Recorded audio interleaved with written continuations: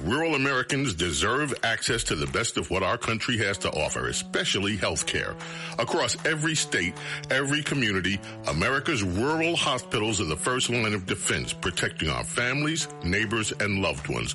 No matter where you live, hospital care doesn't clock out. They're there 24 hours a day, 7 days a week, 365 days a year. Each year, America's over 5,000 hospitals care for millions of patients, providing 24/7 emergency care, delivering babies, cancer treatments, and other life-saving care that patients rely on. Behind every one of those patients are doctors, nurses, and caregivers working tirelessly to keep people healthy and safe. Hospitals are our community's lifelines. They employ our neighbors and keep our families healthy. But now, some in Congress are threatening access to care. Tell Congress, protect patient care to keep America strong. Don't cut rural health care. The James Golden Show on the Red Apple Podcast Network.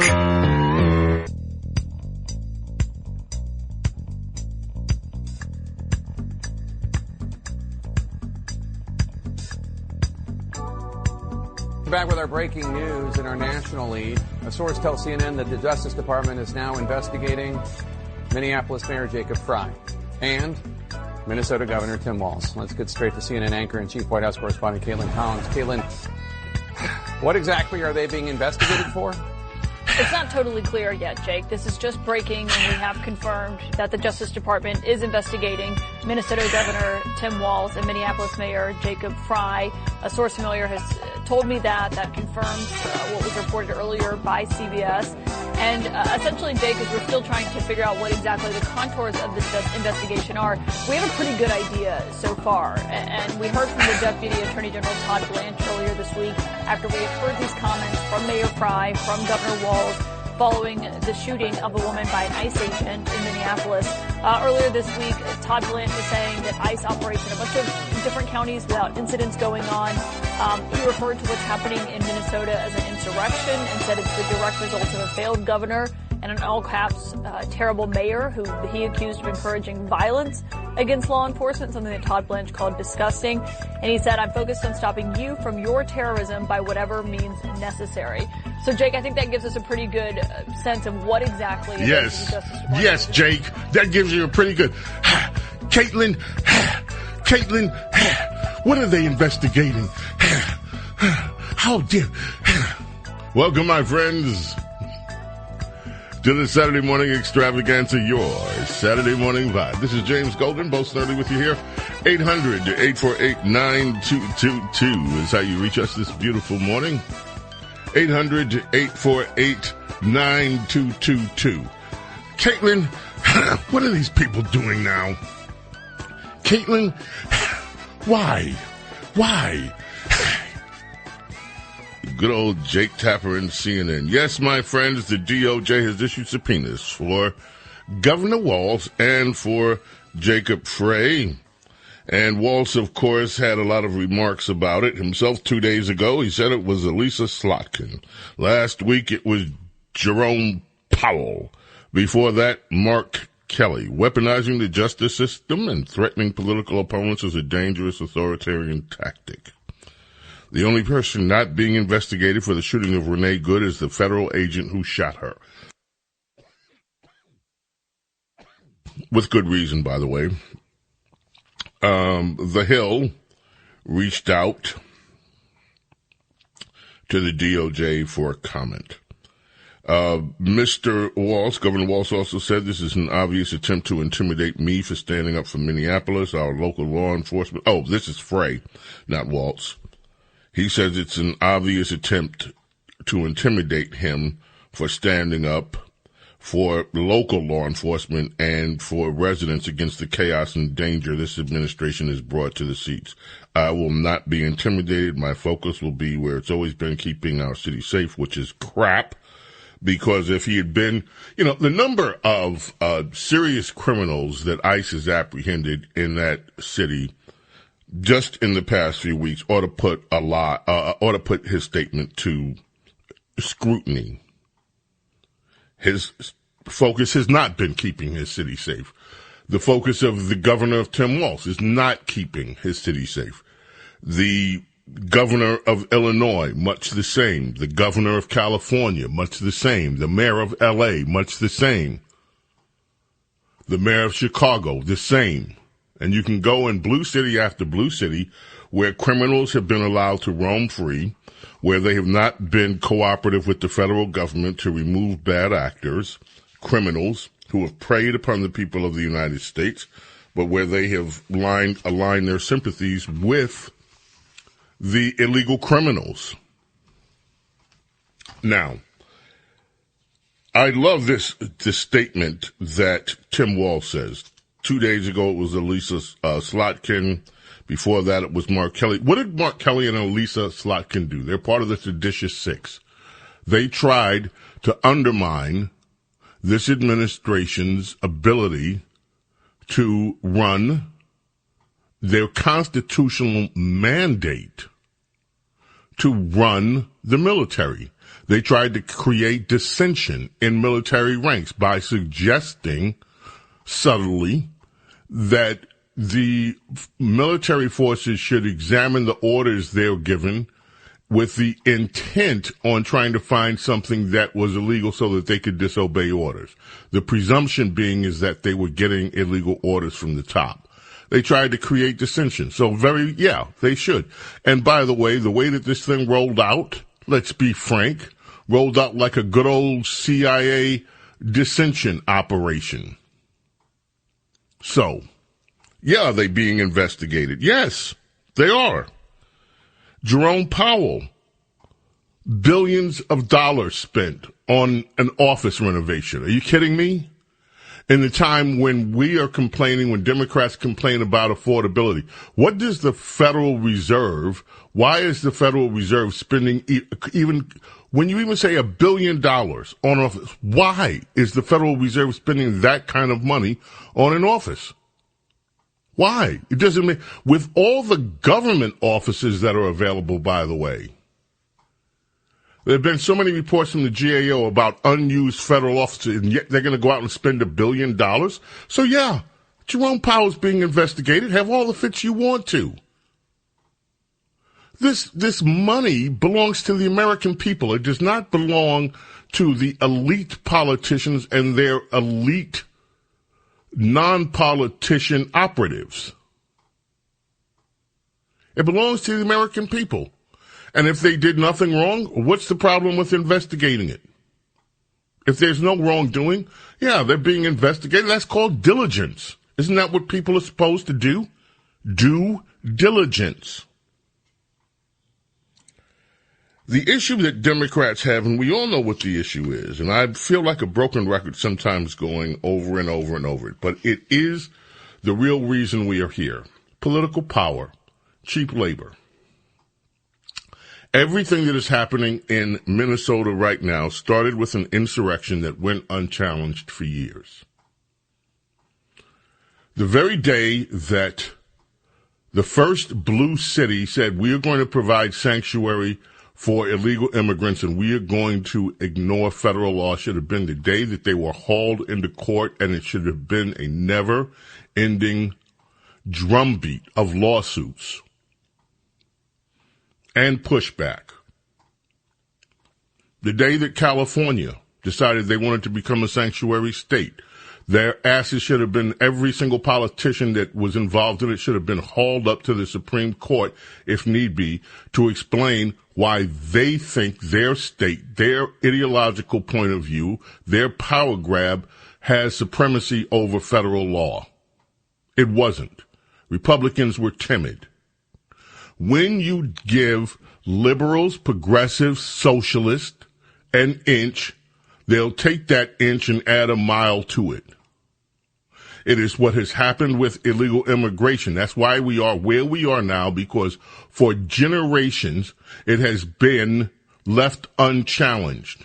Their lawlessness has not been challenged. They've been allowed to construct entire economies, drain America's treasuries, drain the treasuries of local governments on the basis of illegality. And not one Republican had the guts to call these people out on it until Donald Trump came along. And when he came along and started talking about it, it sounded so foreign that everybody was aghast.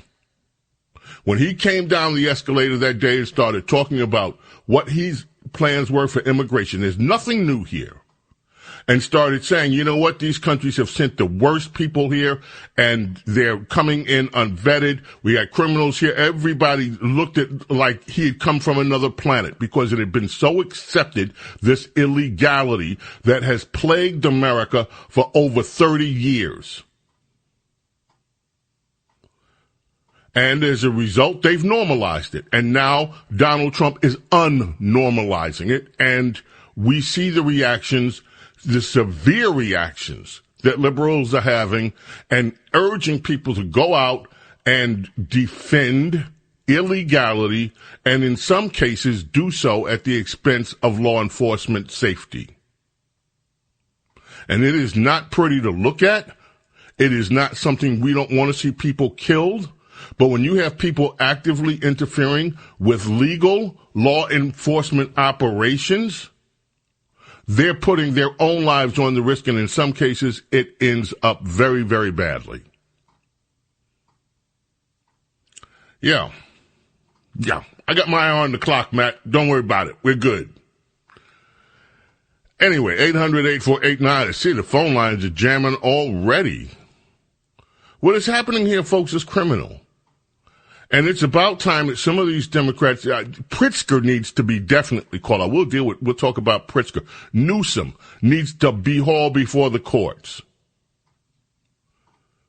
This cannot be allowed to stand in this. Either we have a law or we don't. If states can just ignore whatever laws they don't want to do, then what's the point of having a union? It's time. And it's happening now. Again, it's difficult to look at in certain cases, but it's necessary. The James Golden Show on the Red Apple Podcast Network.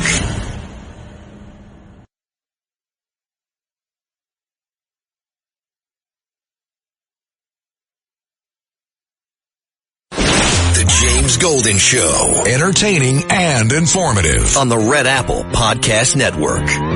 Adam, how are you, my friend? Good morning. Good morning, Mr. Snerdley. I'm okay.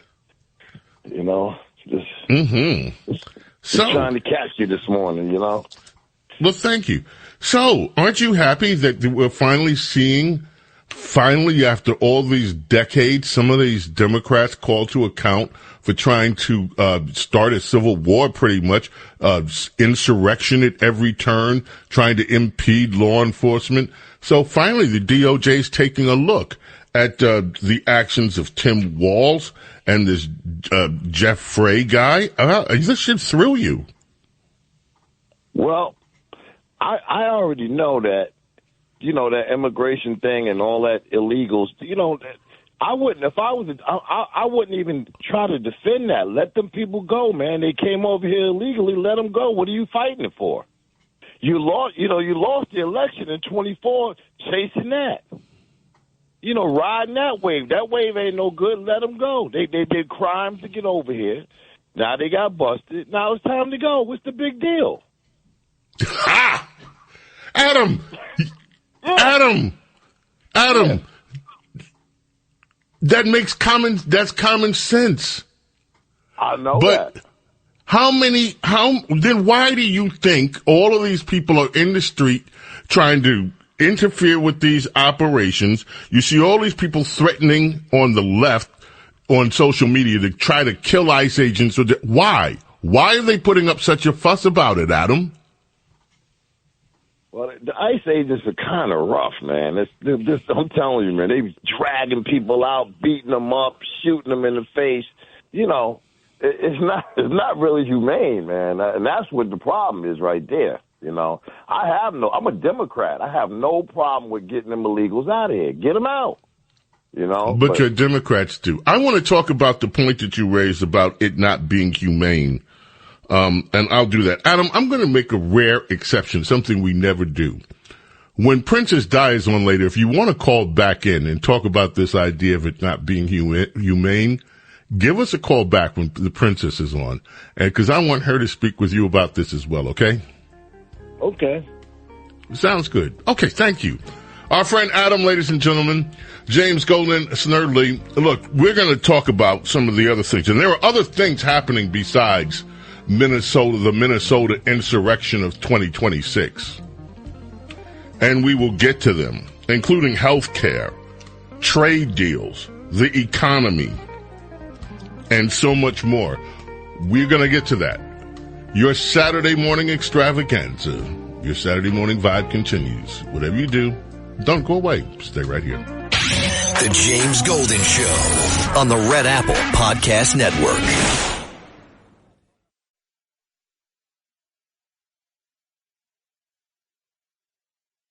The James Golden Show. Entertaining and informative on the Red Apple Podcast Network. Okay, let's go to Newsom. We're going to take more of your calls, by the way. I see Chris is on the line. I hope that what from the Catskills. But Chris is one of the folks. Chris and I, when we talk, it's hard to get off the line. We have to just, because this guy, Chris is a Democrat, or ran as a Democrat. He is, to me, one of the most enjoyable conversations I have with someone that has run for office because he's so level-headed and clear-headed.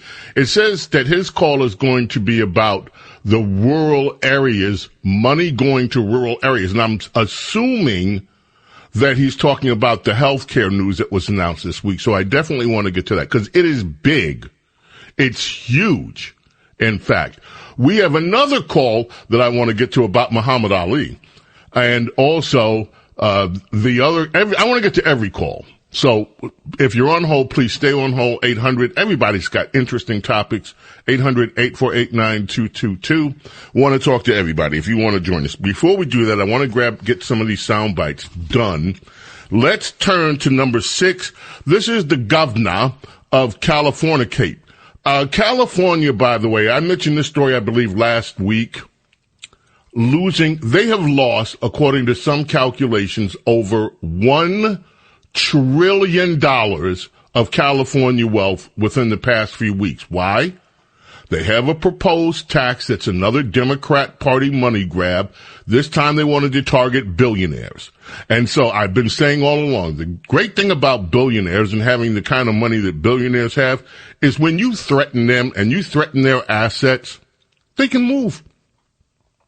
They don't have to go through all the fits that you and I that have, budgetary constraints go through. Well, can we move? Can we afford it? Can we sell the house on time and buy another house? How are we going to do the bridge financing with that? How are we going to do this?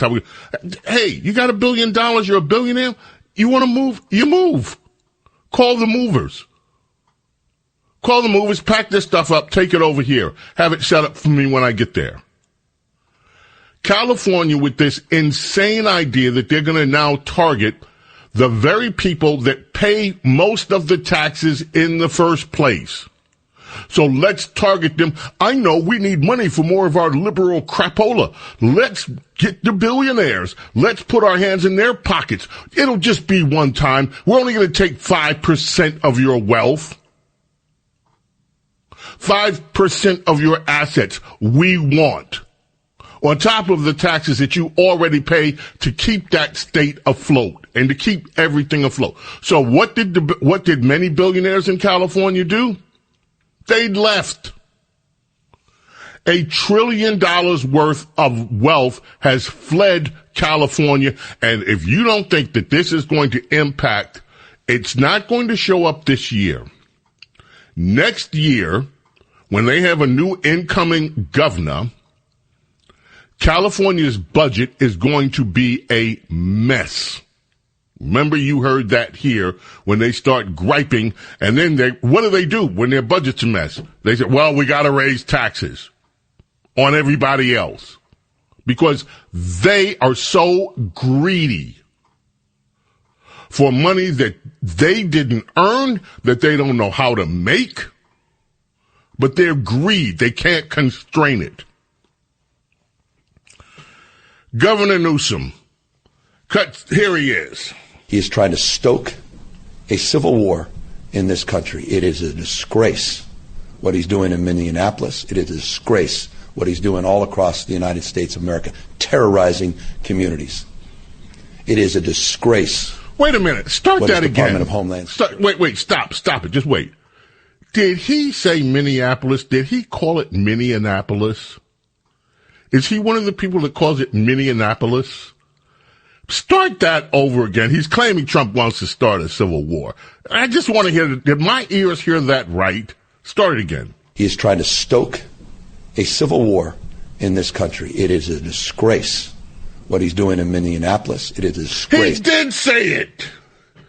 It's a disgrace what he's doing in Minneapolis. Oh, Governor Newsom. Trump is not trying to start a civil war.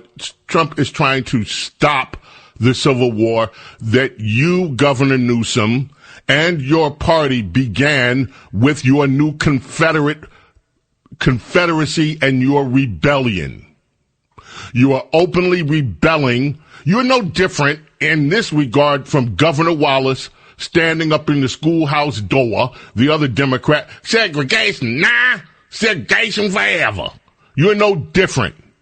You're no different than the Confederate rebel. You're doing your own version of the rebel yell. You started the Civil War, if there is one, when you said, screw the federal government, screw federal law, we like the illegal immigrants here, we need their cheap labor, and we want the House seats that come from packing our state with illegal aliens. And by the way, we are going to rob every single taxpayer in America to help pay for them. You started this, and now you're finding out. Let's go to Governor Pritzker. Cut 5. Here's old J.B., another billionaire, by the way, wealthy. This is from what? He's in the hotel business. What's the name of, what's that hotel group that that the Pritzkers are in? We'll find out. I'll remember later. I know it. I just skipped my mind for a moment. Anyway, here's Pritzker. Importantly, because I know people are now paying attention to it in Minnesota, but someone was killed here in Illinois. Silverio Villegas Gonzalez killed, and he was just taking his kids, just had dropped them off at daycare. And they killed him. And he had done nothing wrong. And they said, they lied about it, in the aftermath of that. And as they have about the killing in Minnesota. All right. Now you heard him. Minneapolis. You know what's going on in Minneapolis? They killed him. They killed a guy here. He was doing nothing wrong. He was innocent. And ICE just murdered this guy. His name is Silverio. I'm not used to saying these Hispanic names. Give me a break. Silvanio Villegas Gonzalez. I know the Gonzalez part. Silvanio. He did nothing wrong. And ICE just murdered him in cold blood. I have here, ladies and gentlemen, right here, the Chicago Sun-Times. The Chicago Sun-Times says Silverio Villegas Gonzalez, killed by ICE agent in suburban Chicago, had cocaine in system. Autopsy shows that's the headline. Well, look at here. He wasn't doing nothing. He was just high on cocaine. And while he was high on cocaine, something happened. Silverio Villegas Gonzalez had cocaine in his system when he was shot and killed by a federal immigration agent during a traffic stop in Franklin Park, according to a newly released autopsy report. The report shows Villegas Gonzalez, a father and a cook originally from Mexico, was shot at close range after he allegedly tried to flee immigration and custom agents who sought to stop his car. He was rushed to the hospital. He was found with apparent drug paraphernalia on his person. Let's see. He died from multiple gunshot wounds. He also suffered from late-stage liver disease, which can be caused by alcohol abuse, hepatitis, and other factors. He also had gallstones. Yikes. But, shortly after the shooting, Department of Homeland Security reported an agent was seriously injured when he was dragged a significant distance by Villegas Gonzalez's car as he fled a stop. But, says the Chicago Sun-Times, but body camera footage obtained by the Chicago Sun-Times shows the federal agent telling local police he was dragged a little bit. The agent suffered a knee injury and some lacerations to his hand. Nothing major. The agent, he was injured. And yeah, sometimes the macho men make light of it to others. Nothing major. I'm a man. But the point was, the guy was not doing nothing and just murdered, as Pritzker claims. He dragged an ICE agent with his car. He was high on cocaine at the time. And why do these people, these illegal people that are being stopped, think that they have the right to pull off from ICE agents, to resist? Because that is what Democrats like Karen Bass, that is like Democrats like Gavin Newsom, like this mayor, I had to stop myself from calling him a name, of Chicago, like Pritzker, like all these Democrats, resist. They don't say it's Hyatt hotels. Thank you very much. It is that Pritzker's Mr. the Millionaire. I don't stay at Hyatt's that much. I think I've stayed in them a few times. They're decent hotels. Like Grand Hyatts, they ain't all that grand, but they're, you know, I mean, it ain't Motel 6. There's nothing wrong with Motel 6, by the way, I'm just saying. It's not the do drop in. Yeah, okay. We gotta take a break. Look, Democrats have fomented violence.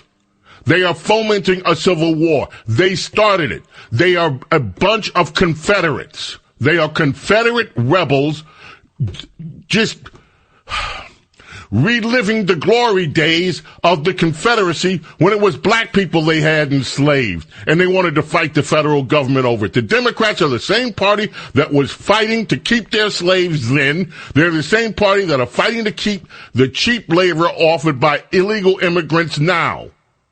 Their DNA has something in it that wants to rebel against the federal government and the Union. They're mad that they lost the Civil War. So they're trying it again.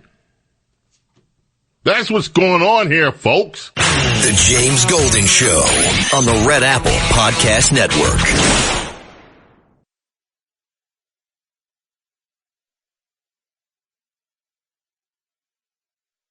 The James Golden Show on the Red Apple Podcast Network.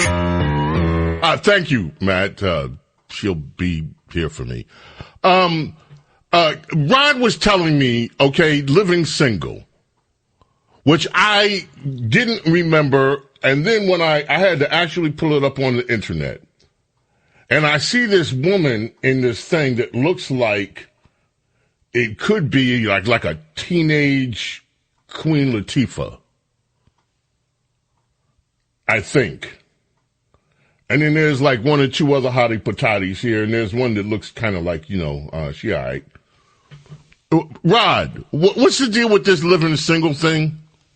Well, Living Single was on Fox for quite some time, and it was very successful. So the three-headed monster needed something to compete with that. So here comes Friends.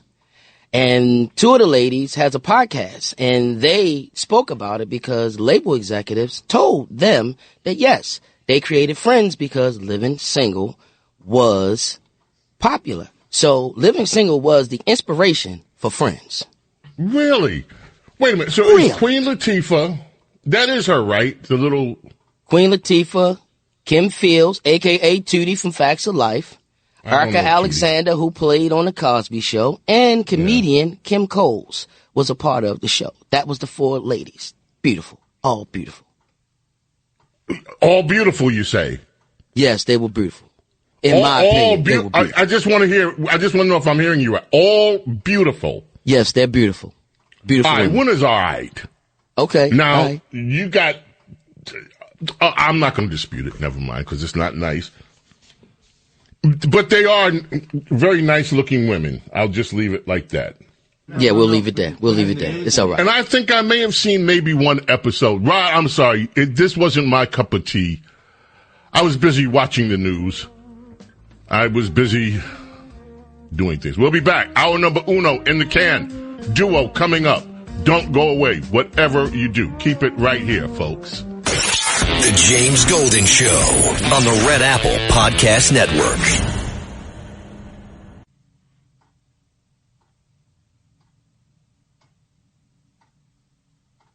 The James Golden Show. Entertaining and informative on the Red Apple Podcast Network. Welcome, my friends. Hour number duo. And in hour number duo, on our Saturday morning extravaganza, your Saturday morning vibe, we turn to the voice of her generation. She is Red Apple Audio Network's star reporter, star journalist. She is the voice of her generation. Our very own Lizzie Rattobali is here. Lizzie, good morning to you. Oh, good morning, Bo. It's always a pleasure to be on. Thank you so much. Lizzie, we have to go quick because I want to get every one of these stories that you sent here. So we're going to have to go quickly through them. I know how to pick them. You know how to pick them. Let's start with the sort of political story out of North Carolina. What is going on in North Carolina, Well, Lizzie? North Carolina, I really have to commend the lawmakers of North Carolina here because they have an incredible law in North Carolina. It's very unique to North Carolina. It's called the Alienation of Affection Law. And now what that law essentially allows is for the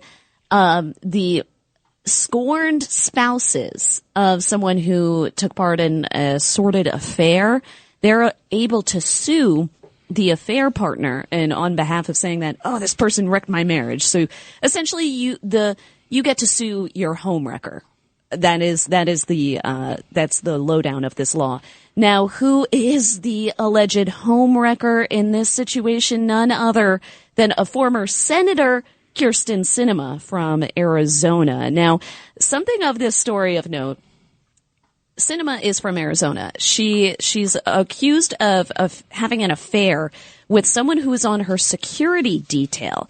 Now, she's an Arizona politician. This guy who is on her security detail also lives in Arizona. But then the couple, the wife and husband of this security guard, they split in 2024.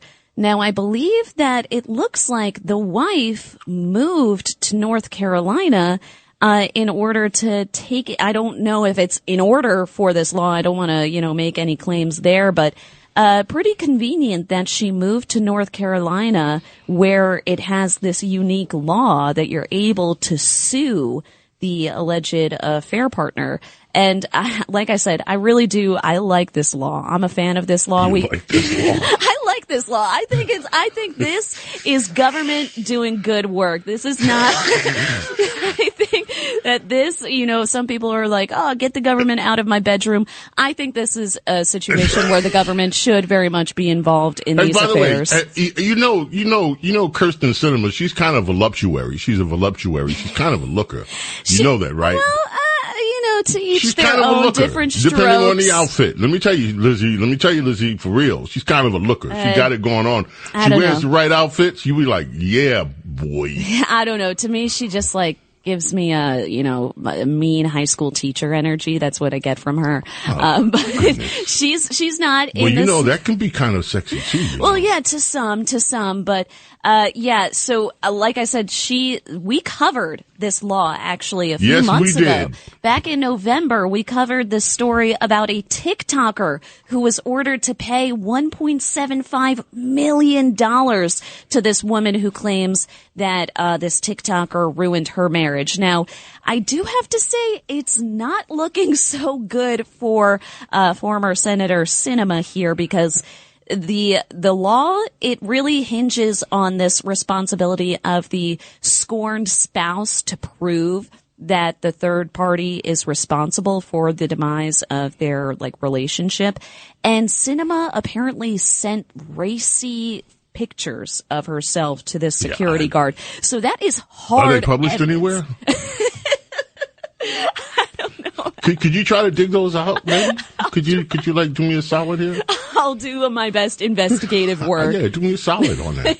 But yes, that is what. Okay, so I do think for this woman, if I'm this woman, just kidding, folks. If I'm this woman, I let this go to trial. Now, a lot of these cases under this law usually settle out of court, but I think that, if I'm the wife of the security guard suing Kristen Sinema, I am taking this all the way. I'm letting discovery get out there. I'm getting that evidence. I'm getting those racy pictures that she sent of herself to the press immediately. You're welcome. Man, all the guy, you know what? All the guy has to do, all she needs to do is bring the boyfriend and let him testify.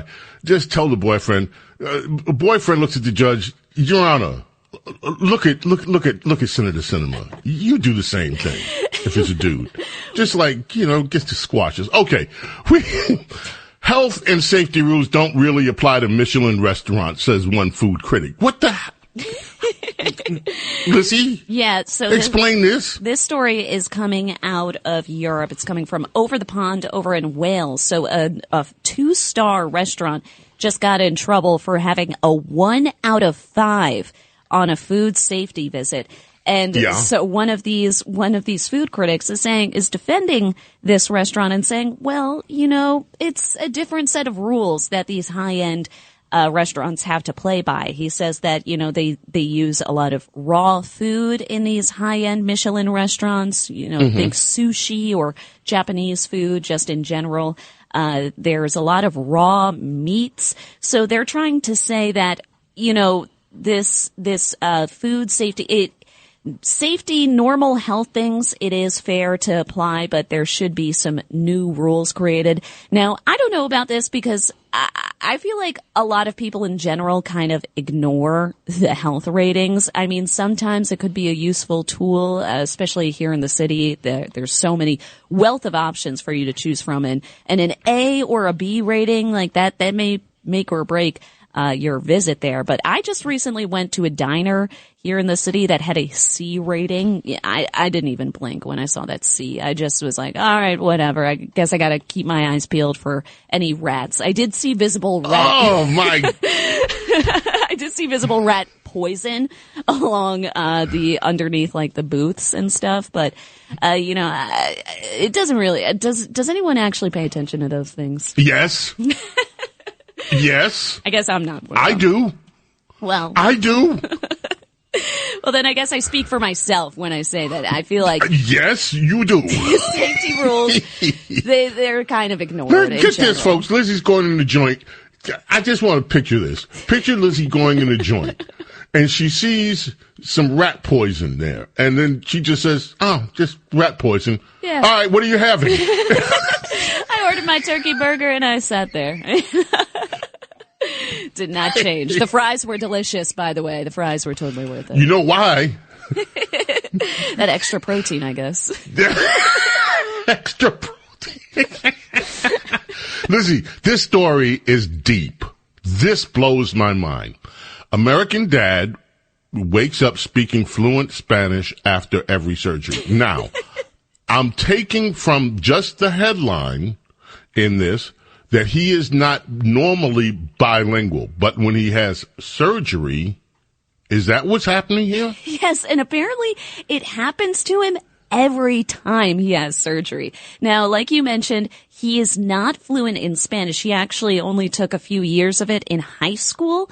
That was, he's 33 now. So high school was years ago, a decade ago, actually. And, so he, not very versed in Spanish. Apparently, he had a close friend growing up whose parents, were always speaking Spanish at the house. But, a lot of people are scratching their heads how that could influence him being fully fluent when he wakes up. And apparently he's not the only one. I was shocked to learn there's been 100 confirmed cases of this, of people waking up fluent in a completely different language that they do not speak.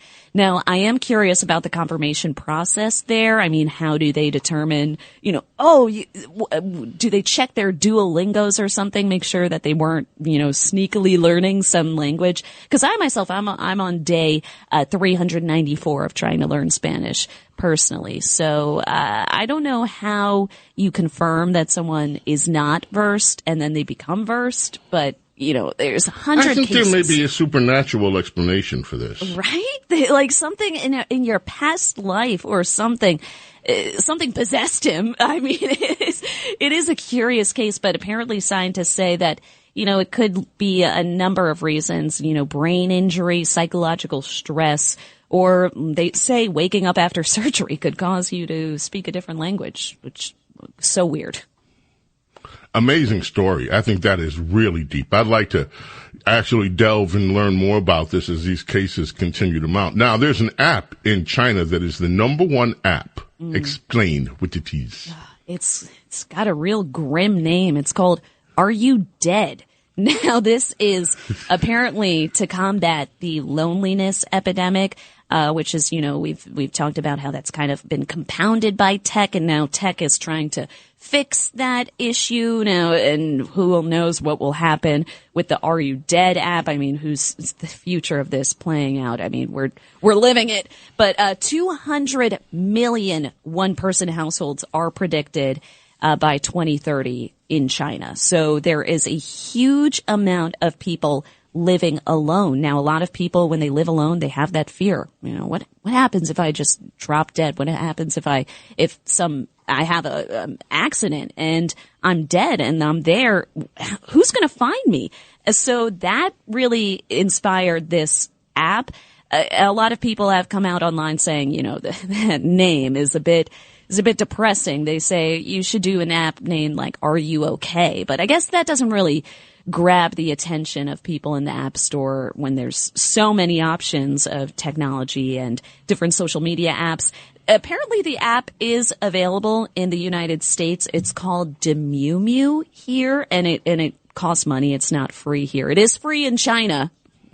Pretty ironic, but it costs money here in the United States. So they cost nothing to make, but they say that it might be a solution. Well, what does it do? I mean, so people check in, or do people? How does it? Yeah, I don't know how it works. So you actually have to tap on a on-screen button every 2 days, and if you fail to do that, then it chooses, you get to select like an emergency contact when you sign up, and it alerts that emergency contact. That's very cool. Yeah, I think that this kind of technology, it definitely has a place, and they're trying to roll it out also for their aging population as well, which I think that, we've seen similar technology here in the States, like the Life Alert or, similar buttons like that.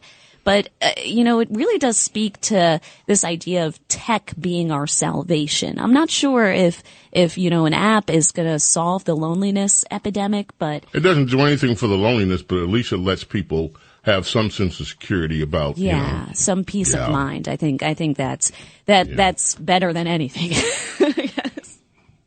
Lizzie, this whole thing you bring up about loneliness, it's a real thing, and maybe the idea that people should be looking at is, okay, what do we do since people do have the technology?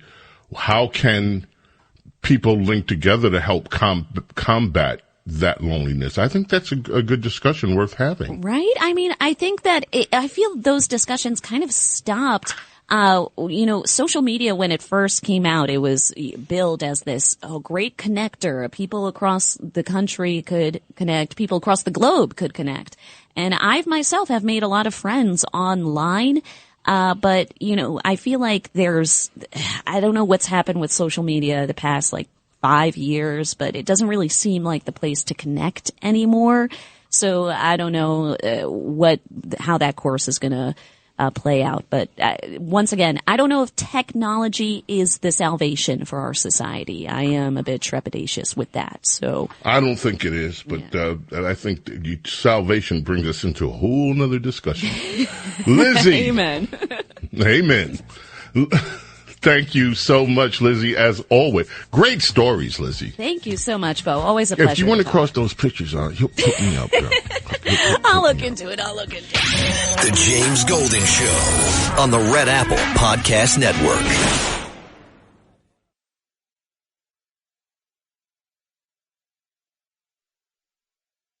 The James Golden Show. Entertaining and informative on the Red Apple Podcast Network.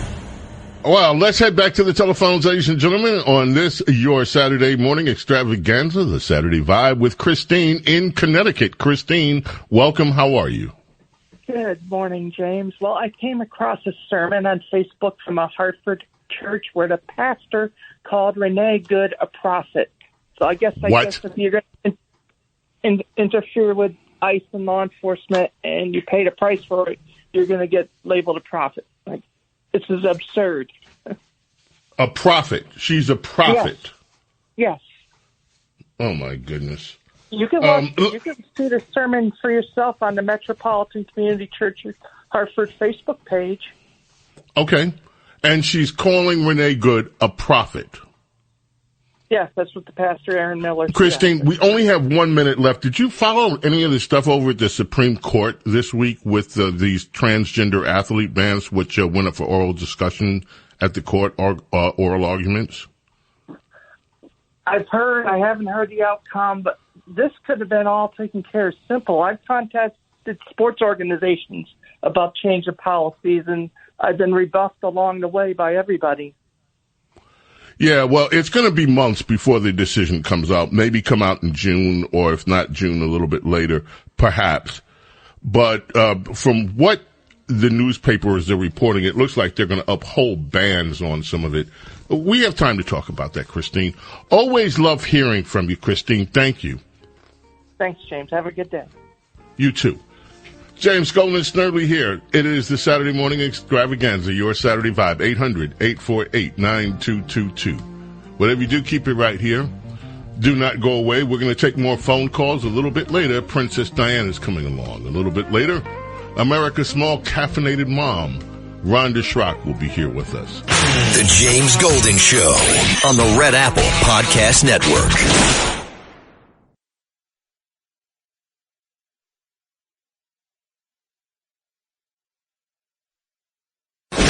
James Golden Show. Entertaining and informative on the Red Apple Podcast Network. James Golden, Snerdley, here with you. Let us see. Chris from the Catskills is on the line. As I said earlier, I really enjoy speaking with Chris. We come from a very different political orientation, but he's just a pleasure. Welcome. Good morning, Chris. How are you?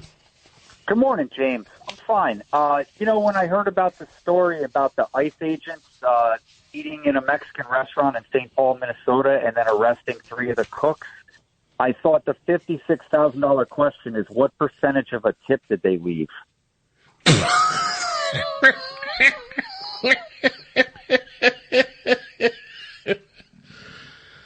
Well, there are moments. I'll talk. Yeah, exactly. I want to talk about healthcare and music real quick. And the Trump's idea about capping 10% interest on the credit cards. So that's the single biggest problem with our healthcare system is the disparity between the access of quality healthcare between metropolitan, cosmopolitan areas, healthcare hubs, and rural areas. So it's beautiful to see bipartisan support, which is on Trump's watch, where they're going to they're going to put some federal spending towards better funding of healthcare in rural areas. Let's see how it plays out. DJ McCormick was discussing last week about Mick Jagger being the greatest frontman in music history and encouraging callers to call in with great frontmen in music. Two modern great front women who are both British are Rhiannon Teasdale of the punk pop band Wet Leg, whose voice is way better than Debbie Harry's, but she does the Debbie Harry impersonation on Wet Leg's recent cover of Walking on a Dream by Empire of the Sun. You got to listen to the song. But this cover demonstrates how Wet Leg is not just a band whose music is based on a lark, but Wet Leg are very talented and calculating musicians. And Lydia Keto of the pop band Jungle, who perhaps has the best female voice in music today. You got to listen to the song. Really? Wait, well, I didn't get the second one, and I'm not familiar. Lady Akito, you said? Lydia Keto. Lydia Keto. Kitto. And you got to listen to her sing her vocal range in the song Back on 74.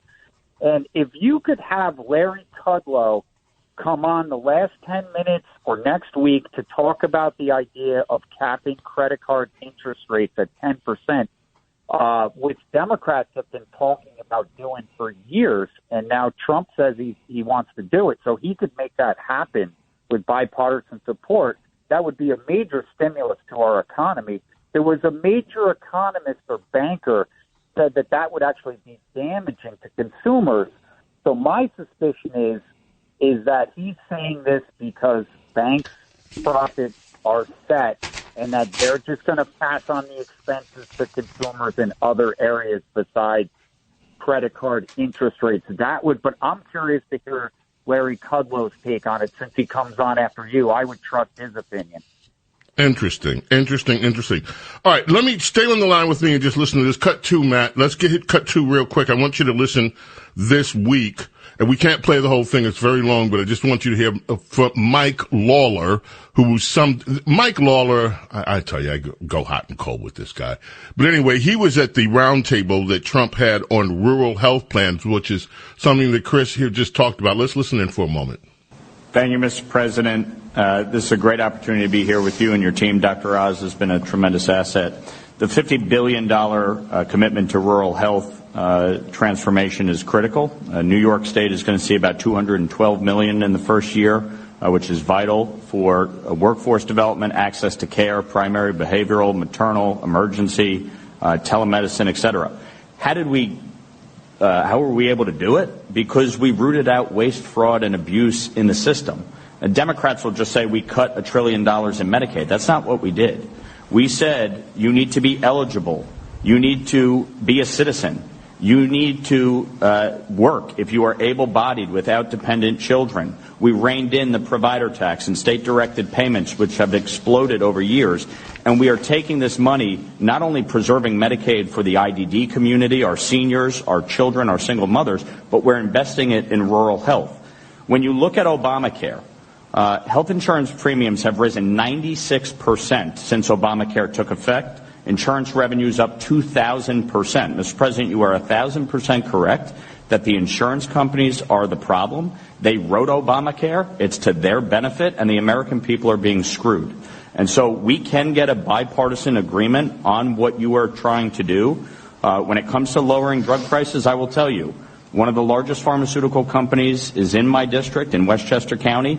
I met with them in 2024, and I said, what would you do to lower drug prices? And the response was, go after the European price controls. You are spot on taking on the price controls that have been put in place. Most favored nation is the single best thing we can do to lower prescription drug prices here in America. The pharmaceutical companies will tell you that privately. And that is the fundamental fact. We need to go after. Okay, that's enough. Chris, you heard that. We can continue. What is your take after? You had a take, but does this reaffirm what you're telling us? Yeah, I think, he brings up a lot of salient points. 75% of all discoveries and inventions in the area of pharmaceutical drugs take place in the United States, which isn't surprising. But if you think of the billions of dollars that go into research and development, however, the the trademark where the prices of newly discovered drugs are through the roof for the first 5 years is something that needs to be controlled. And we need to look at doing things that are done in other parts of the world where their healthcare discoveries are more advanced and, 15 to 30 years ahead of what's discovered in the United States in areas of surgery and alternative treatments and using vitamins and supplements and herbs to treat disease rather than just prescription drugs. And I guess you wouldn't necessarily want a pharmaceutical drug company to start selling herbs or vitamins because it would make the cost go up. But where we have a situation where doctors are allowed to tell their patients, start taking these vitamins or these herbs and look out for these interactions, rather than just prescribing prescription drugs, which in many instances the side effects lead to more health problems and shorten the lifespan and the quality of life in patients who are taking the prescription drugs. There's a lot of nuances to healthcare that Western medicine doesn't cover. They don't look at causational factor. The doctors don't have problem-solving diagnostic intellect like they have in other healthcare parts of the world, other healthcare. It's so interesting you mentioned this. I was having this same discussion with a friend of mine this week about the way that Americans get their healthcare information on the media and what is left out and what they don't get. Up. That's right. It drives costs up. Exactly. Because if they Chris, send you out for a bunch of diagnostic tests that don't have any conclusive outcome, then you go and get another test done, and then this costs the system money. If they had better diagnostic intellect and instincts, they would figure out why people are sick, where the disease came from, and it wouldn't cost as much money. There wouldn't be all this waste on unproductive diagnostic testing that goes nowhere. Wow. Got to leave it there, Chris. Thank you as always. Love your calls. Thank you so much for calling in. Appreciate it very much. Folks, very quickly, we can't play all of this either because it is, we'll look at cut 21, Matt. Trump announced his health care plan. I'm going to say this again. I said it during the week. For over 30 years, Democrats have been saying Republicans don't have a health care plan. Republicans don't have a health care plan. Beat the mainstream media. The mainstream media has repeated the charge countless times. Republicans don't have a health care plan. Why are you criticizing Obama? What's your plan? Et cetera, et cetera. Why do you want to take away Obamacare? What's your plan? This is a constant drumbeat and has been for decades. Most people in America, I dare say, don't even know that for the first time in over 3 decades, Republicans do have a health care plan. It came from the President of the United States this week. Have you heard about it? Are you aware of it? Has it been featured on the front pages of any of the mainstream outlets? Has it been at the top of network news and not just maybe a 30-second mention, if at all? Trump announced it this week. And it was over 5 minutes. We can't listen to the whole 5 minutes, but this is how he began talking about his health care plan. Today I'm thrilled to announce my plan to lower health care prices for all Americans and truly make health care affordable again. We're doing things that nobody's ever been able to do. We're calling it the Great Health Care Plan. Instead of putting the needs of big corporations and special interests first, our plan finally puts you first and puts more money in your pocket. The government is going to pay the money directly to you. It goes to you, and then you take the money and buy your own health care. Nobody's ever heard of that before, and that's the way it is. The big insurance companies lose, and the people of our country win. This proposal locks in the massive discounts on prescription drugs that my administration is achieving through our most favored nation drug pricing agreement.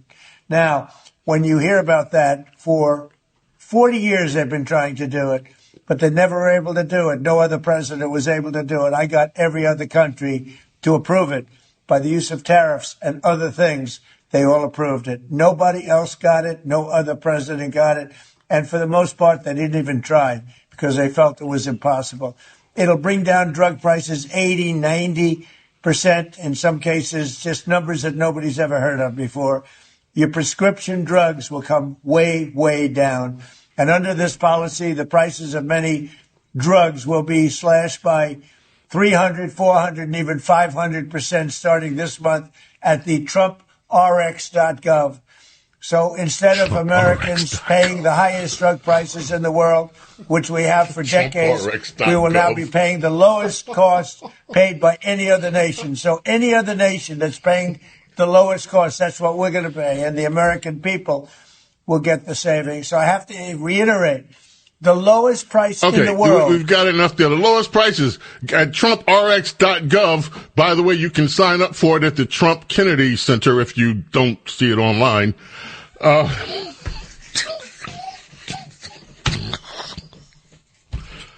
Nonetheless, this is a deep plan. We're sending now, this is the first time in history that you're talking about billions of dollars, and entitlement is the way we call this. I don't know how conservatives are going to be about, but we're sending the money directly to you. From the money we take from you, we're sending some back to you. And usually this would cause Democrats to salivate or salivate. But they're not doing it. The saliva's not dribbling.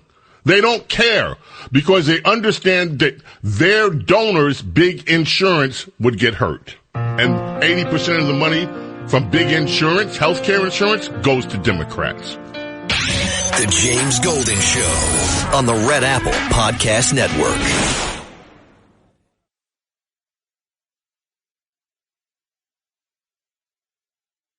The James Golden Show, entertaining and informative on the Red Apple Podcast Network. Princess Di is coming up in the next hour. Let's grab some sound bites real quick. Cut 14. I'm not going to introduce the person. You should know her by her voice by now. And here she is. He is trying to stoke a civil war in this country. That's it is Newsom. A disgrace. Is that 14? What he's doing in Minneapolis. It is a disgrace. What he's doing all across the United States. Oh, we played that already. I must have the wrong one. Maybe I got things mixed up. We played that. That was cut 6. I don't know how that... Anyway. All right, let's try it again. We can't do that one. It was Yasmin Crockett. But I don't think we have it in there. Yasmin Crockett comparing ICE agents to modern-day slave patrols. I don't know what happened there.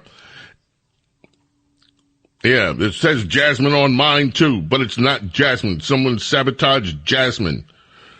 By the way, little Jasmine, her race for Senate, not going so well. She's trailing in the primary polls. I don't even know the opponent.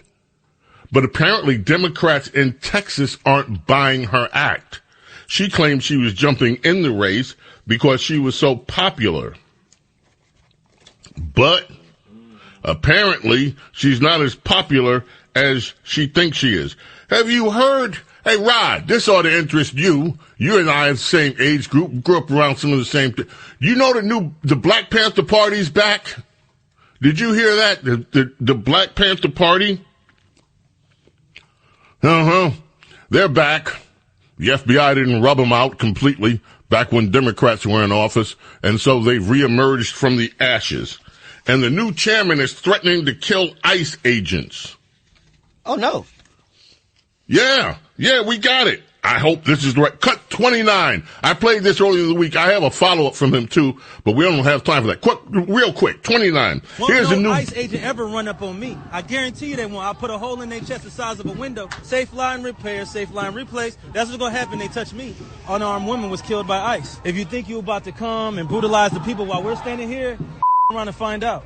Our interactions with the police and ICE, and we hold them accountable. We patrol the community and we hold them accountable. The Black Panther Party for Self-Defense, we're the same Panther Party from back in the day, but we're a little more aggressive now, you dig? Carry bigger guns and we don't take no Places where there are a lot of immigrants at, I think that the community around them needs to take special care to them and needs to start escorting them to and from everywhere to make sure that they're safe. Because them ICE agents ain't going to act like that if it's a bunch of people standing outside with assault rifles and shotguns. It's a semi-automatic shotgun. That means them shotgun shells that shoot out of a pump, they shoot them rapidly. If you are going to legally arm yourself, arm yourself with something bigger than what they got. Those who serve in the public, they should be fearful of the public. They should be fearful that the public's going to be... Okay, enough of him. Anyway, that's the new chairman of the Black Panther Party. He says he's out there because cops brutalize people. I didn't know the cops were also brutalizing. I don't know. How do you what is brutal? When I hear brutalize, I'm not thinking perhaps the same thing that he's thinking. If you heard somebody was going to brutalize you, what would you think was getting ready to happen to you? I'm not paying no attention to brutalizing. Yeah. Yeah. I don't know. I understand brutalize, but brutalize? Yeah, no. Yeah. We got to go. The James Golden Show on the Red Apple Podcast Network.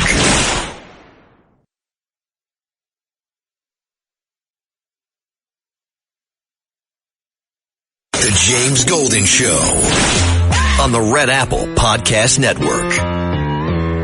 Yes, ladies and gentlemen, it is Royalty with James Golden and America's Princess of Policy, Princess Di. That's right. Our number trio, my friends, always features Her Highness when she's available, not touring the world of her vast and ever-growing empire. She's with us today. The goodness, her loveliness, her intellectualness with analysisness for you, and all of the bestness that you can expect from Her Highness. Princess Di is in the house. Good morning, Your Highness. Good morning, Sir Jamesness, and how are you today? Oh, I'm doing fine. I'm doing just splendidness. Yes, you are. You had a question for me yesterday, and I want to address that. I said I'd wait till tomorrow. Do you happen to recall what your question was? Yes, I was listening to your show, as I always do, during the week, and I had to, unfortunately, take a phone call, and I came back to a group text message that you and I and others are participating in, and there was commentary that I did not understand about needles and things, and I said, what happened? What did I miss? And you refused to tell me, and you said that I needed to ask you tomorrow, which is today. So I'm asking you, what on earth was that about? Well, I'm so glad you asked. I look at history, Princess Diana, as some of you might well know. I don't call myself a historian, but I study history. And so I go through historical records every day to see what happened on this day in history, not just music history, but the history of these United States, the world. And I came across something yesterday that should put an end to the question if there is true evil in this world. Now, I need to tell some of you to brace yourselves. Princess Diana has asked this question in all innocence, not knowing what lies ahead over these next few moments. And it is gruesome. And it is almost unbelievable. But it happened, and I was completely unaware that this had happened in, of all places, New York, in Westchester County. You're familiar with Westchester County, aren't you, Princess Diana? Yes. I was born and raised there, lived there for most of my adult life. You familiar with Wisteria up in Westchester? Wisteria? What it's called? Anyway. No. It was in Westchester back in the day. We're talking the 1930s. There was a gentleman by the, not a gentleman. There was a man named Albert Fish. Again, folks, I beg your pardon. Just brace yourselves. This is probably one of the worst stories I've ever come across in my life. Oh, don't tell me then. I don't want to know. Yeah, it ain't funny. It's horrible. But it defines evil like very few things define evil. There are evil people in the world. We know that. But individual evil on another level. He was dubbed, and I did not even know that the press was doing this way back when. I thought it was a fairly new phenomenon where they come up with names for all these serial killers. He was dubbed the Moon Maniac. I don't know where they came up with that, but yesterday was the anniversary of the Moon Maniac meeting his maker at Sing Sing, Ossining. Those of you that don't know New York, Ossining, New York, Sing Sing. He was one of America's most notorious and disturbed killers.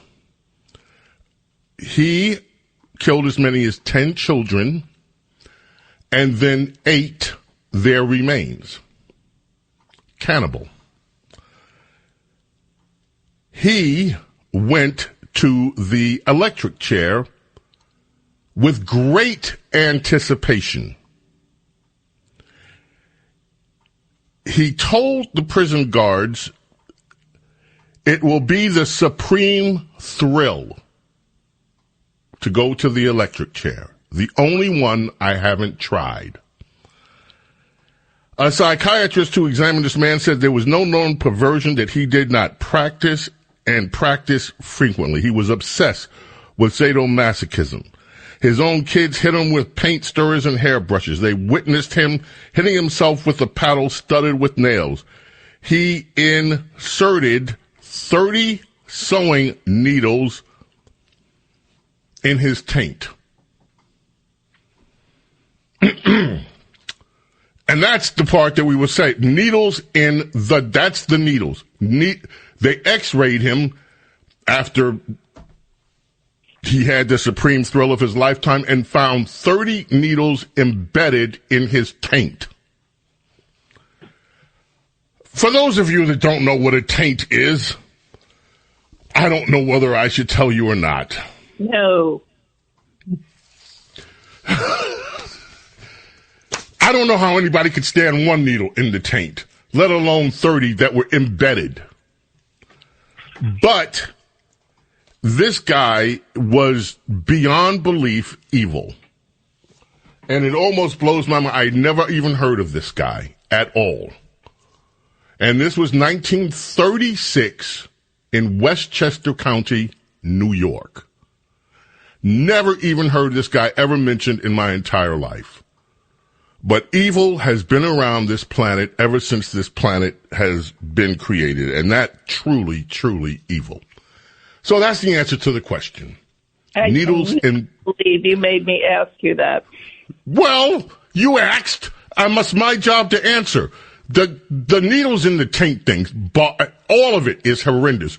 But how do you put needles in your taint? I don't understand. I don't understand any of it. I cannot go here. I cannot talk about this anymore. All right, let's talk about the Vikings then. Much better. Let's talk about Vikings. Let's talk about the Vikings.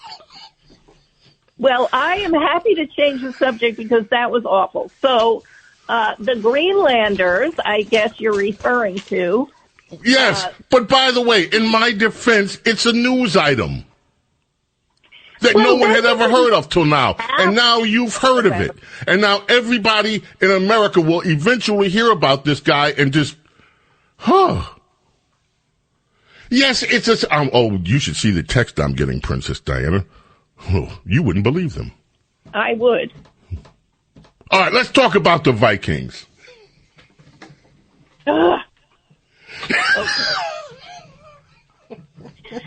Okay, I'm happy to turn the page on that.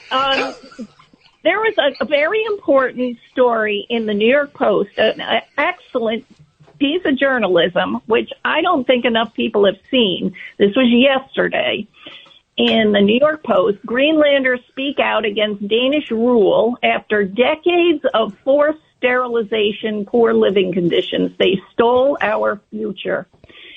And this is horrific. It's not the same kind of evil you were describing, but it's evil nevertheless. And it is a story that the Danish government clearly does not want told. They have apologized last month to behavior that they instituted against the native population, which is 90% Inuit in Greenland. That's 90% of the 56,000 people in Greenland are Inuit. And the Danish government performed forced sterilization against these people. We hear all the time it's only 56,000 people. Well, there's a reason it's only 56,000 people, because Denmark had a government policy to forcibly sterilize Native women in Greenland. And Wait a minute. I want to just understand, and I'm being serious here. I want to understand this. Okay, like the Southern Democrat Party, which did in America mass sterilizations of black people back in the day, the little known fact there. Right. The Danish government did mass sterilizations of the Greenland indigenous native people that were one with nature. That's what you're telling me. That's what I'm telling you. That's according to a report in the New York Post, which goes into the details and the admission of guilt on the part of Denmark is that they apologized last month in December of 2025. And they are offering these women $46,000 in reparations apiece. So they are paying these women. I think they want to make sure this story doesn't get more coverage because, the moral high ground that the Danish rulers are trying to pretend to as they ask for help from NATO countries to repel the Americans is, they do not have the moral high ground. Their rule on Greenland has been terrible. They also have been basically forcing labor on these people who have fished in dangerous conditions, and then Denmark takes the fish and makes the profit. So they're slaves. So they're economic slaves to the Vikings, to the Denmarks. Yes. The Denmarkians. Absolutely. And it's, they have, Denmark has built government housing, which they have to pay rent, which takes most of their income that they get from a pittance from fishing. And it's black mold growing in these government houses. They have not taken care of these people in any way other than horrific. And so this needs to be known. And I think that this lessens the moral high ground that the Danes are trying to pretend to. And interestingly enough, the NATO countries sent troops this week. And I don't know if you heard the numbers that Germany sent 13 soldiers. Yeah. France 15, Sweden sent 3, Norway sent 2, and the United Kingdom sent 1 guy. And this is how they're going to repel the American forces. Should Trump call upon the U.S. to come and take Greenland by force? We've got under 30 people that are going to stand there with their Viking swords.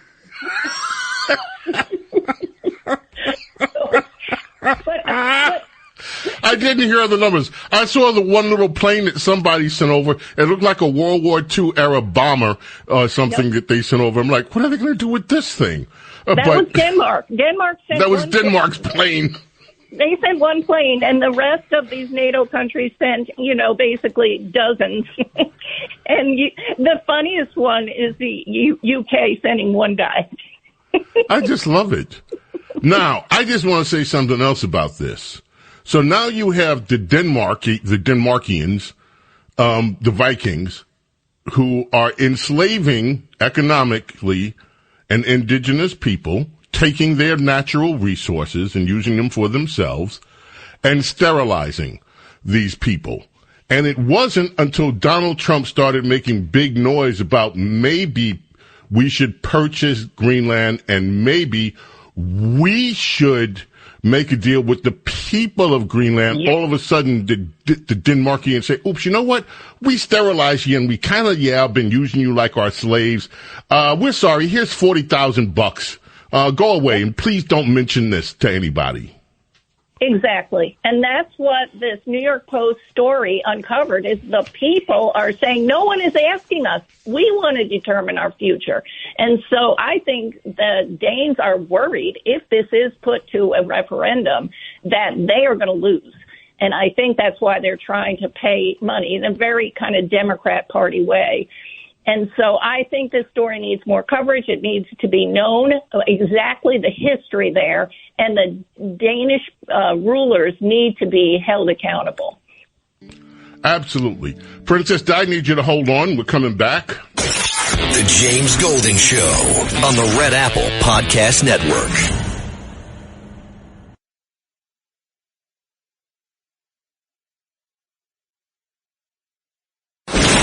James Golden Show. Entertaining and informative on the Red Apple Podcast Network. Princess Di is here. Princess, you say America has an awful problem. What is the awful problem affecting these United States of America? Well, awful is an acronym that stands for affluent, white, female liberals. And if you notice, a lot of the social unrest and the social misbehavior has been led in large part by a lot of these white women who clearly have very little that they have to do because they're able to protest and they're able to screech in their cars. And they obviously do not have jobs that take much of their time. And so they are going around and are the tip of the spear, as it were, for the social unrest going on, especially in Minneapolis, to quote Gavin Newsom, which I think is so hilarious. I hope you keep playing that all the time. That is just so funny. But, yes, you see the protesters with their whistles and, they're yelling and they're calling shame, shame, shame. And it is primarily led by boomer women who are, a little bit on the overweight side. It seems to be typical that these are the ones who are the most vicious in fighting the ICE police, law enforcement. Legitimate Congress was the one behind that who formed ICE and who basically made the law that basically immigration must be controlled. And so these are law enforcement professionals who are sent into the fray, and most of them are affluent white female liberals, and that is the problem in America, is the awfuls. I love this. AWFL, the awful problem in America. Princess, hold on. You and I are going to take a few calls, and I have some examples of some of the awfuls if we have time, but I also want to get to some phones, so we'll see how to play all this out. James Golden, Snerdley. Yes, indeed, my friends. Whatever you do, keep it here. Do not go away. The James Golden Show on the Red Apple Podcast Network.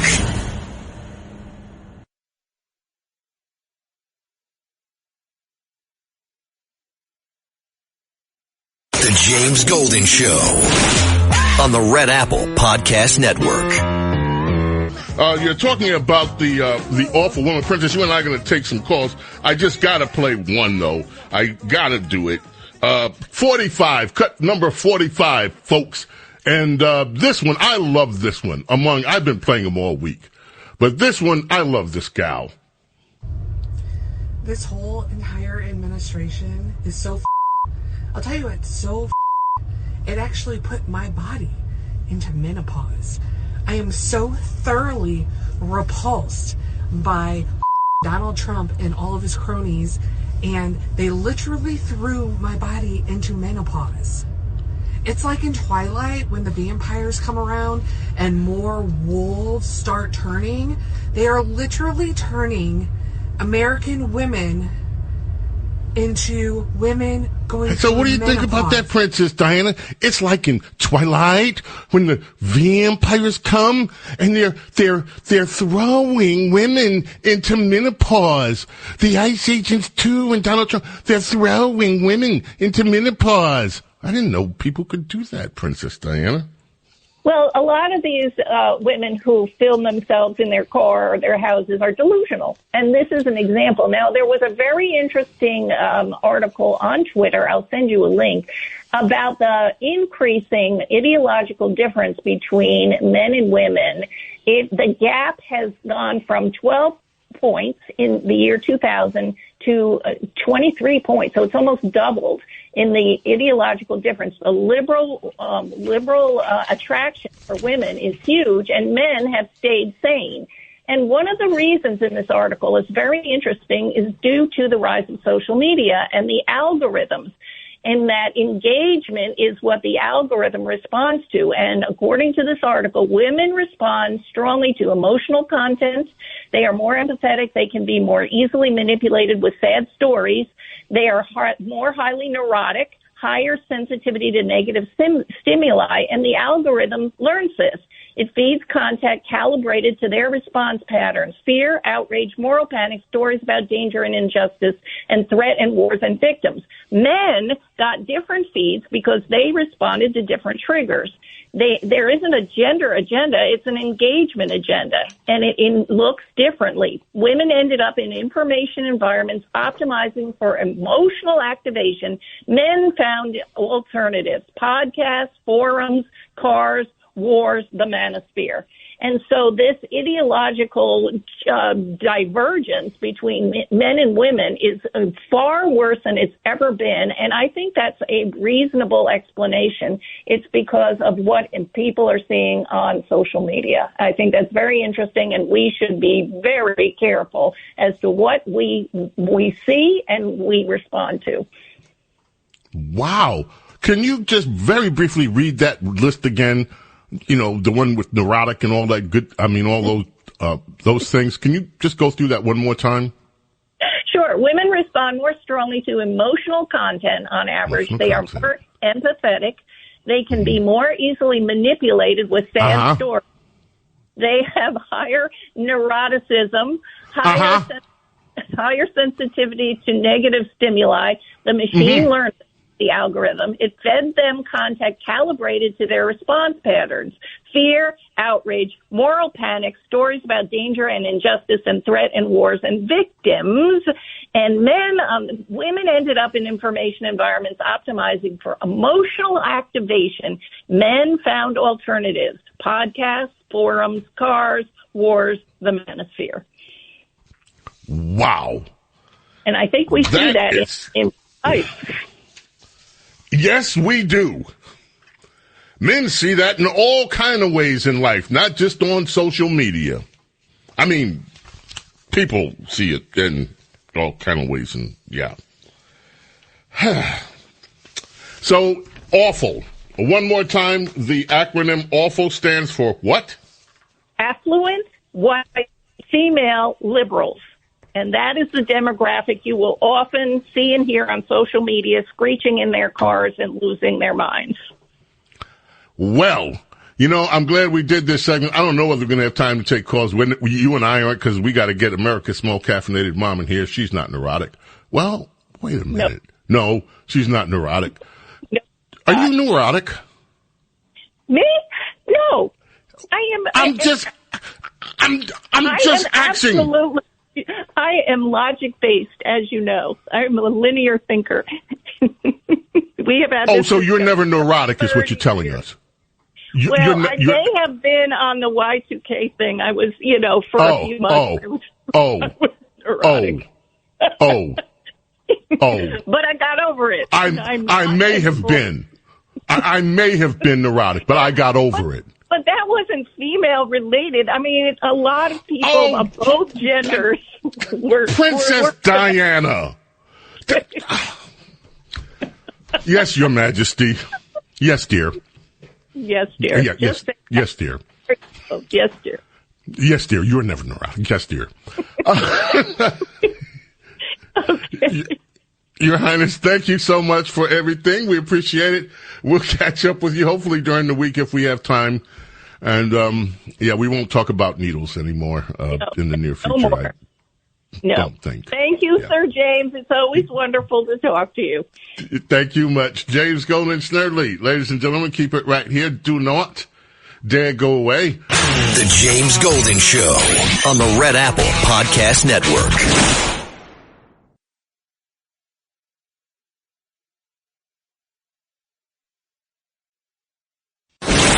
James Golden Show. Entertaining and informative on the Red Apple Podcast Network. It is time to check in with America's small caffeinated mom, Rhonda Schrock. Rhonda, neurotic? Yes? No? Most days, no. I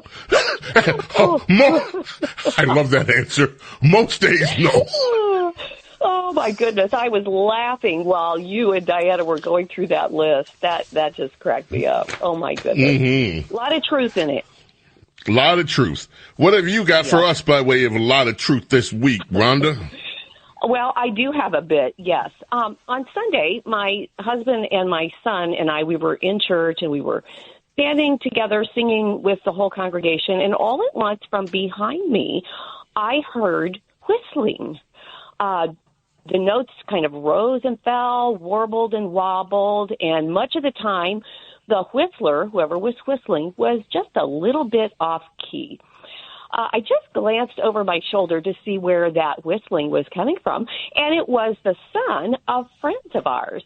And I had to smile to myself because we had just been in their home for a lovely evening, and we had met this young man and met his family, and he had just proudly shown us his very special collection of things that are just so precious to him with the signature happy innocence of those who have Down syndrome.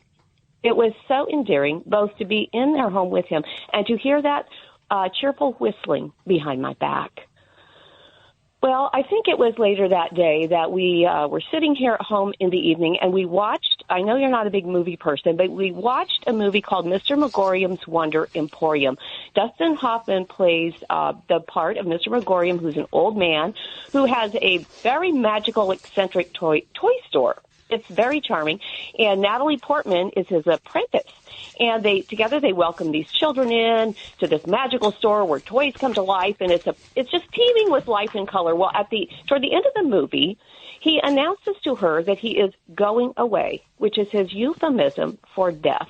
His death is approaching, and he's wanting her to know that when he goes away, he will be giving her the store.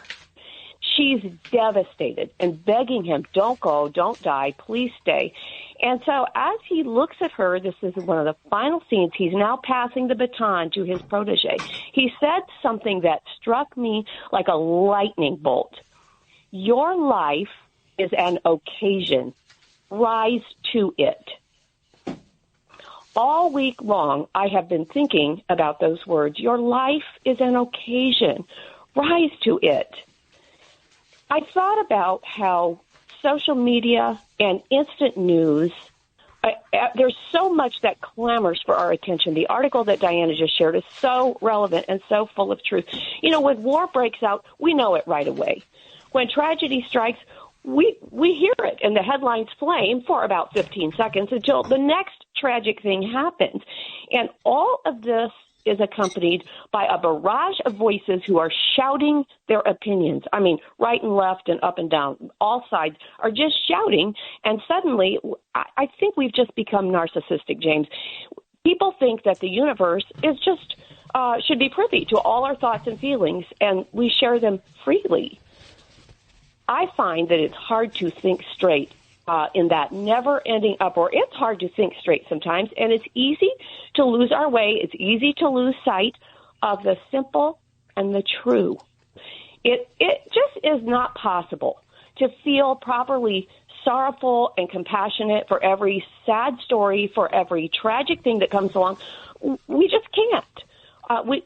You just don't have the mental and emotional capacity to always feel sorry for all the hating and hurt-filled people in the world.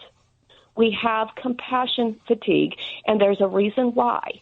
It's because we weren't meant to know everything, to feel everything for everyone, everywhere in the world at all times.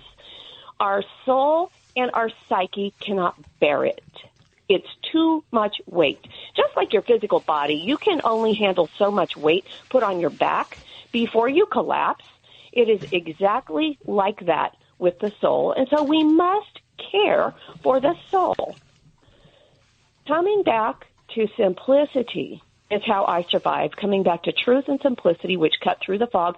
And for today, where I want to start, the simplicity with which I want to begin is this little nugget. Your life is an occasion.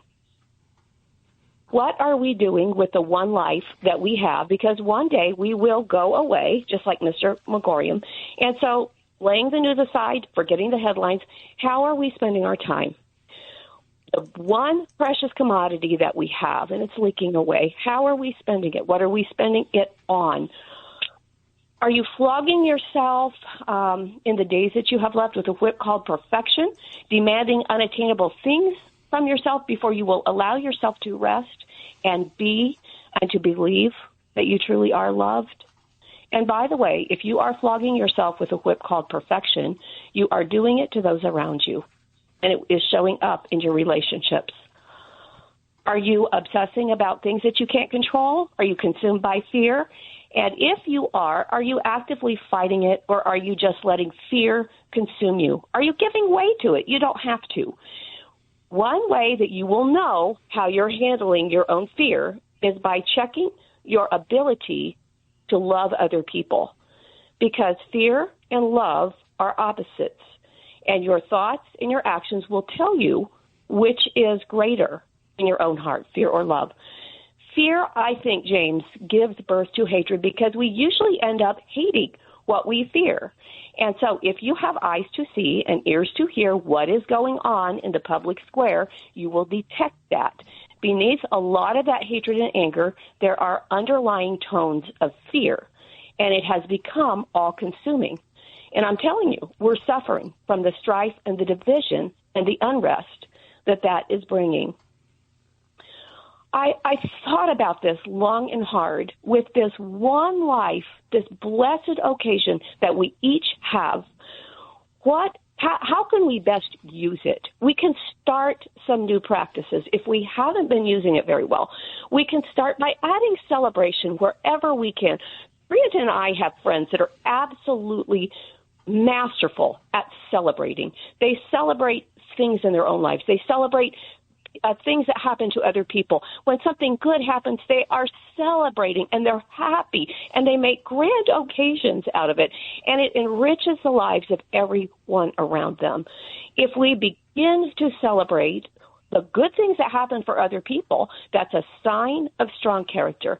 And if we begin to celebrate just the tiny daily gifts in our own lives, it will enrich our own lives. The smell of the coffee in my cup, the color of the leaves in the fall, all around are little things and moments that we can be celebrating.